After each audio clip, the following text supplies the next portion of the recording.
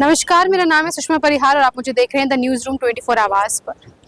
World mental health day, suicidal prevention days, इस तरह के टॉपिक्स पे बात करना क्यों ज़रूरी है और क्या इनका महत्व है, वो सभी जानेंगे। और आप मेरे साथ देख सकते हैं इस वक्त मेरे राइट हैंड साइड पे डॉक्टर उमेश कुमार हैं, जो पेशे से साइकोलॉजिस्ट है और काउंसलर हैं। उनसे जानेंगे कि क्यों इस तरह के मुद्दों पर बात करना ज़रूरी है। Sir, world mental health day क्यों इस तरह के जो टॉपिक्स है, इस तरह के जो इश्यूज है, उनको डिस्कस करना, उन पे बात करना, उनकी जो समस्याएं हैं उसको खुलकर पब्लिक के सामने रखना, why it is important? Thank you very much. जैसे कल आपको पता होगा कि वर्ल्ड मेंटल हेल्थ डे था 10 अक्टूबर को।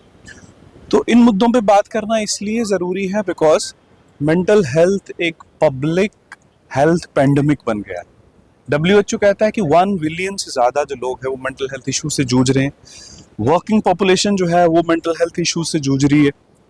हमारे बच्चे जो हैं उनके सुसाइड रेट्स देख लो जी। हमारे जो एब्सेंट डेज हैं वो भी कुछ बिलियंस में है। हमारी जो इकोनॉमी है उसका लॉस ट्रिलियंस में है।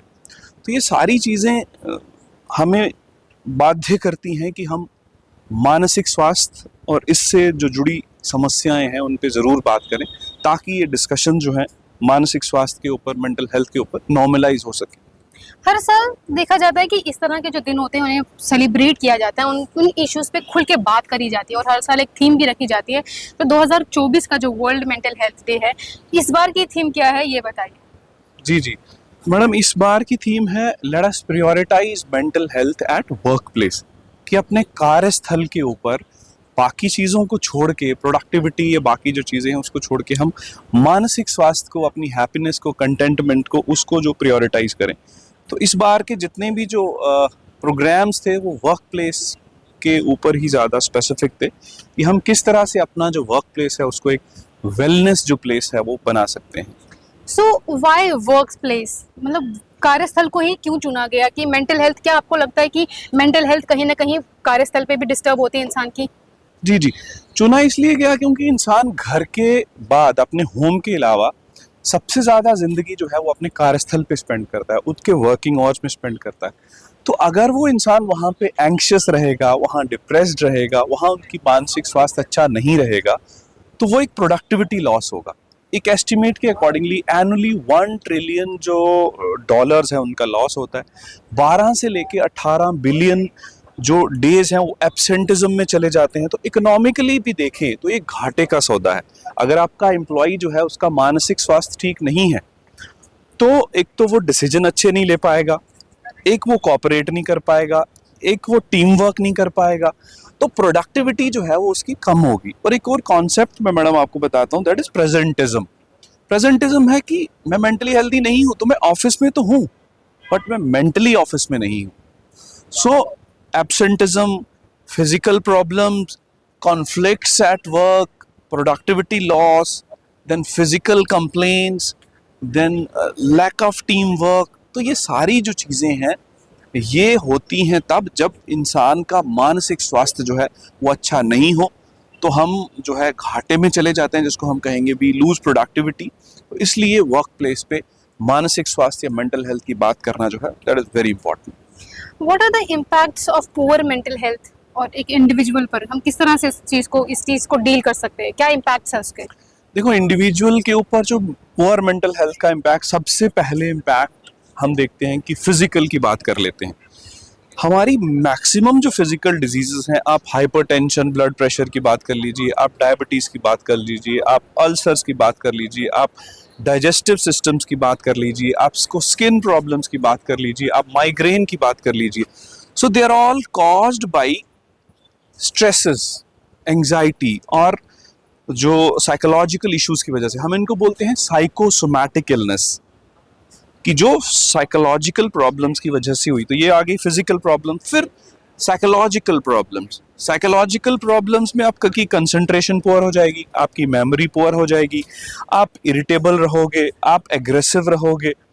तो ये जो सारी, फिर उसके बाद इमोशनल प्रॉब्लम्स, आपका मूड लो हो जाएगा।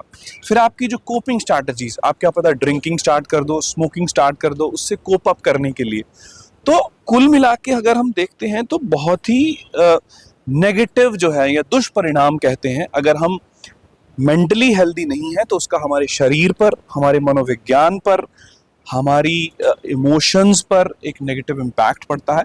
तो ओवरऑल एक नेगेटिव सा परिदृश्य हो जाता है। जी आपने अभी एंजाइटी और डिप्रेशन की बात जी करी, जी जी तो कम्युनिकेशन का क्या रोल है और अब थॉट्स एक्सचेंज करने का क्या रोल है एंजाइटी और डिप्रेशन को दूर करने के लिए? जी बेसिकली क्या है कि जब भी मैं एंग्शियस फील करता हूँ या डिप्रेस्ड फील करता हूँ तो नॉर्मली ऐसा है कि वो तभी होता है कि जब मैं बात नहीं कर पा रहा। तो आप जैसे जानते ही होंगे कि ये टैबू विषय हैं, जी, ये स्टिग्मा वाले विषय हैं कि हम इन पे यूजुअली बात नहीं करते हैं। खुलकर। तो नहीं करने में जब मैं अपने आप में ही र्यूमिनेट करता रहूंगा, अपने आप से ही जो है वो बात करता रहूंगा, तो वो चीजें वैलिडेट नहीं हो पाएंगी और मेरी जो मानसिक प्रॉब्लम है वो बढ़ती जाएगी।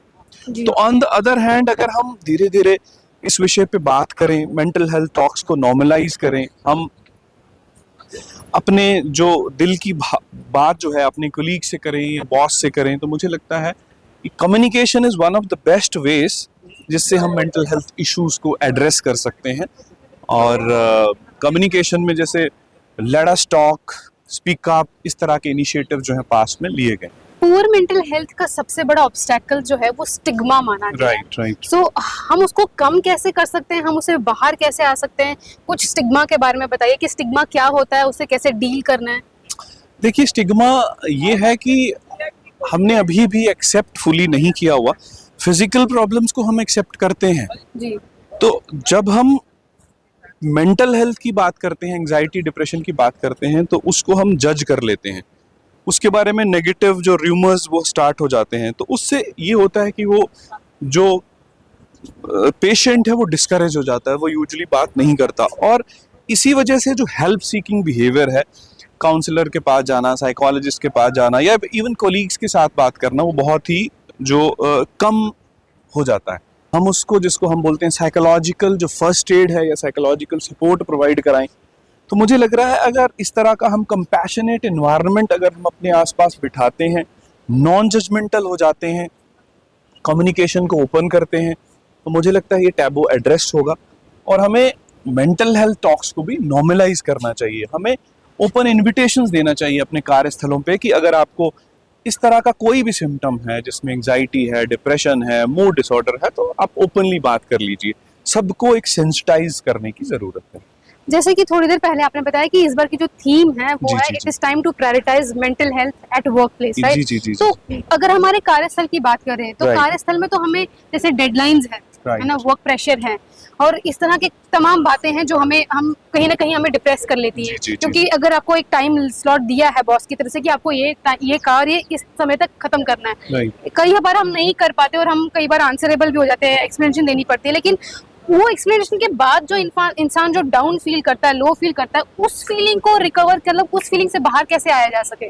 देखिए वर्क लाइफ बैलेंस जिसको हम बोलते हैं, ये हमारे जो लीडर्स हैं, हमारे जो ओनर्स हैं, हमारे जो बॉसेस हैं, उनको भी सोचना है कि हमें प्रायोरिटाइज लाइफ को करना है या प्रायोरिटाइज हमने प्रॉफिट्स को करना है। ये पूरी सोसाइटी में एक सोचने का विषय है कि अगर हम लाइफ सेटिस्फैक्शन को, अगर हम हैप्पीनेस को, कंटेंटमेंट को वैल्यू करें, प्रायोरिटाइज करें, मुझे लगता है इस तरह की डेडलाइन शायद हम नहीं देंगे, कंपटीशन की जगह कॉपरेशन पे आ जाएगी। तो वर्क लाइफ बैलेंस जो है बड़ा इंपॉर्टेंट है। एम्प्लॉयर्स को ये सोचना चाहिए कि अगर हमारा एम्प्लॉय हेल्दी होगा, जी, अगर हमारा एम्प्लॉय मेंटली हेल्दी होगा, तभी वो प्रोडक्टिव होगा, तभी वो क्रिएटिव होगा, तभी वो अच्छा दे पाएगा। तो कुल मिला के अगर हमने एम्प्लॉय को डेडलाइन दे दे के एंग्शियस कर दिया, मे बी उसकी क्रिएटिविटी लॉस हो जाए, मे बी उसकी इनोवेशन कम हो जाए, मे बी वो जितना प्रोडक्टिव हो सकता था उतना प्रोडक्टिव ना रहे। और मैं तो ये मानता हूं कि उस प्रोडक्टिविटी का कोई बेनिफिट नहीं है जो at the cost of our mental health कह लीजिए या at the cost of our physical health हो। तो मुझे ये लगता है कि डेडलाइंस की जगह या प्रोडक्टिविटी की जगह हमें अपना वेलबींग जो है वर्क प्लेस पे उसको प्रायोरिटाइज करना चाहिए। कई बार क्या होता है कि जब हमारे पास वर्कलोड होता है जी, और जी। कई बार हम काम नहीं पूरा कर पाते, तो ऐसे में ऐसे सिचुएशंस में इंसान होपलेस हो जाता है। राइट। तो उस सिचुएशन से कैसे डील कर सकता है कि इंसान? देखिए होपलेस होना या लो मूड होना या एंग्शियस होना, they are part and parcels of our daily life. तो बेसिकली इसके लिए हम जैसे स्ट्रेस मैनेजमेंट टेक्निक्स बताते हैं, तो हमें अपनी दिनचर्या में जैसे हम फिजिकल एक्सरसाइज करें, हम माइंडफुल कोई एक्टिविटीज़ करें, हम जिसको हम कहते हैं कि अपने कोलीग्स के साथ कम्युनिकेट करें, हम पॉजिटिव एफर्मेशन जिसको हम कहते हैं वो करें, फिर हम रिएक्ट ना करें, अब हम अपनी इमोशंस को वैलिडेट करें। तो ये सब चीज़ों से मुझे लगता है कि हम अपनी जो डेली की जो ऐसी चिक चॉक्स या नॉर्मल स्ट्रेसेस होती हैं उनके साथ हम डील कर सकते हैं। एक बड़ा ही मेरे को लग रहा है कि बहुत ही ज़्यादा इंपॉर्टेंट क्वेश्चन है जो मुझे पूछना चाहिए आपसे, कि वर्क स्पेस में कई बार हमको क्रिटिसिज्म भी फेस करना पड़ता है। जी। तो हर दूसरा इंसान जो इस वीडियो को देख रहा होगा उसे भी कहीं ना कहीं अपने वर्क एरिया में क्रिटिसिज्म को फेस करना पड़ता है इनफैक्ट, और कितनी बार किया भी होगा। तो क्या कुछ स्टेप्स आप बता सकते हैं जिससे हम कई बार बहुत ही ज़्यादा इफेक्ट हो जाते हैं किसी दूसरे की ऐसी बात से जो हमें नहीं होना चाहिए, right. किस तरीके से इसको थोड़ा कम कर सकते हैं? क्या स्टेप्स बताइए क्रिटिसिज्म को इग्नोर करने के लिए? क्रिटिसिज्म, सबसे पहली बात तो ये है कि क्रिटिसिज्म को क्लैरिफाई करें कि क्रिटिसिज्म आया तो हमने इमीडिएटली रिएक्ट कर दिया। तो we should not immediately react, we should clarify. Reaction से क्या होता है, रिएक्शन से कॉन्फ्लिक्ट पैदा होती है। जब हम थोड़ा सा टाइम लेते हैं, थोड़ा सा माइंडफुली उसके बारे में सोचते हैं, sometimes criticism can give us a way to improve, तो हमें उसको हेल्दी वे में लेना चाहिए। बट मुझे लगता है कि अगर हम रिएक्ट नहीं करके, अपना टाइम लेके, अपना पॉज लेके, उसको क्लैरिफाई करके, अगर अपने बॉस या जिस बंदे ने क्रिटिसाइज किया उससे बात करते हैं, तो वो चीज़ें और बेटर हो जाती हैं या क्लैरिफाई हो जाती हैं। तो मैं फिलहाल यही कहूँगा कि immediately don't react to criticism, उसको एक कूल माइंड के साथ अपने बॉस या अपने जो भी आपका क्रिटिसाइजर है उसके साथ डिस्कस करें। अगर हम एक दोहा मुझे याद आ रहा है कबीरदास जी का, वो कहते थे कि निंदक नेड़े राखिए, है ना, कि अपने जो क्रिटिसाइजर्स हैं उनको अपने पास रखिए, वो बिना साबुन और बिना झाके आपको स्वच्छ कर देते हैं। तो समटाइम्स अगर हम अपना पर्सपेक्टिव भी चेंज करें, so maybe we can improve. और दूसरा ये है कि रिएक्ट ना करें, उसको बड़ा बैलेंस तरीके से सुनें, क्लैरिफाई करें, अपनी एक्सप्लेनेशन दें और फिर उस पर बात करें। आप, मुझे बहुत ही अच्छा लगा आपका जवाब सुन के। उम्मीद करती हूँ जो मेरे तमाम दर्शक मुझे देखेंगे उन्हें भी अच्छा लगा होगा। एक सवाल और मेरा रहेगा कि हाउ वी कैन, मतलब वर्क स्पेस पे हम किस तरह से मेंटल प्रेशर को, जो हमारे पे मेंटल स्ट्रेस है जो उसको कम कैसे कर सकते हैं, और कुछ स्टेप्स बताइए जो हमारे दर्शक हमें देख रहे हैं इस वक्त। जी, तो ये वर्क प्लेस पे बड़ी सारी चीजें जो हैं ये रहती हैं एम्प्लॉयर के हाथ में। तो बॉसेस को, एम्प्लॉयर्स को एक ऐसा कल्चर बनाना पड़ेगा, बॉसेस को एक ऐसा कल्चर बनाना पड़ेगा जिस कल्चर में कोऑपरेशन है, जिस कल्चर में कंपैशन है, जिस कल्चर में लिसनिंग है, जिस कल्चर में म्यूचुअल रिस्पेक्ट है, जिस कल्चर में मेंटल हेल्थ को प्रायोरिटी है, जिस कल्चर में ह्यूमन वैल्यूज़ को प्रायोरिटी है, जिस कल्चर में एम्पैथी है। तो सबसे पहले कल्चर। दूसरा, उसके बाद जो उनकी एक सेंसिटाइजेशन और ट्रेनिंग होनी चाहिए, हमारे बॉसेस की, हमारे मैनेजर्स की, हमारे लीडर्स की ट्रेनिंग किस पे, कि एक्टिव लिसन कैसे करें, एम्पैथाइज कैसे करें, पॉजिटिव रिगार्ड कैसे दें, किसी की को साइकोलॉजिकल सपोर्ट कैसे ऑफर करें, किसी को आइडेंटिफाई कैसे करें कि वो बंदा डिप्रेशन या डिप्रेशन या एंजाइटी से तो जूझ नहीं रहा। तो दूसरी बात, पहली बात होगी एक कल्चर, दूसरी बात होगी उनकी ट्रेनिंग, तीसरी बात है कि आप उनको फिजिकल एक्टिविटीज़ के लिए प्रमोट करें। आप कोई जिम का कूपन दे दीजिए, आप योगा सेशंस करा दीजिए, एम्प्लॉय असिस्टेंस प्रोग्राम, आप उनको काउंसलर्स अवेलेबल करवाइए, आप उनको साइकोलॉजिस्ट अवेलेबल कराइए, आप उनकी जो हम क्या बोलते हैं उनको, कि उनकी जो एम्प्लॉय असिस्टेंस प्रोग्राम में हम ये सब उनको प्रोवाइड कराते हैं। इसके अलावा उनको थोड़ा फ्लेक्सिबिलिटी दे दीजिए, अगर वो कोई प्रॉब्लम से जूझ रहे हैं, डॉक्टर के पास जाना है, तो उनको थोड़ा सा फ्लेक्सिबली, काइंडली डील करिए। और मुझे लगता है इसमें एम्प्लॉयर्स ही बेनिफिटेड होंगे।